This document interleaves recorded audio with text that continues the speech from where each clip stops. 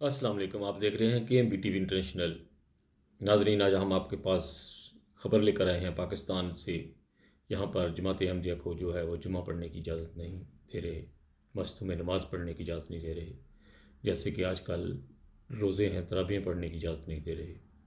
پہلے یہ سلسلہ پنجاب میں شروع ہوا تھا، اب سندھ میں بھی شروع ہو گیا ہے، اور یہ لوگ باز نہیں آ رہے۔ بار بار جماعت احمدیہ کو جو ہے وہ ٹارگٹ کیا جا رہا ہے پاکستان میں۔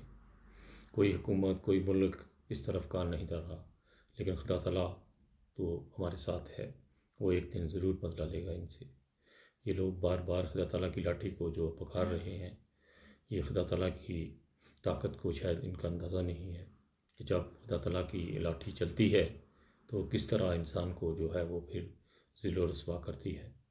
اس لیے میں بار بار پاکستان کی حکومت اور عوام اور یہ ملا لوگوں سے کہتا ہوں کہ جماعت احمدیہ کی مخالفت چھوڑ دو، ورنہ تم لوگ تو اس دنیا سے رخصت ہو جاؤ گے آگ لے کر کٹھی کر کے، لیکن اپنی نسلوں کو بھی ساتھ ختم کر جاؤ گے۔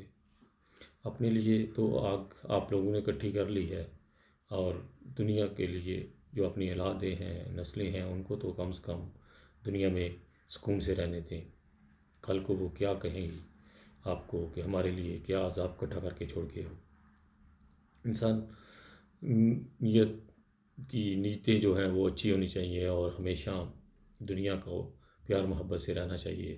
دیکھیں جرمنی میں ہمارے ایک احمدی بھائی محمد افضل نے کتنا نام روشن کیا ہے۔ آج پاکستان کا نام، اور جماعت احمدیہ کا تو لوگ لے رہے ہیں، لیکن ساتھ پاکستان کا نام بھی روشن کر رہے ہیں۔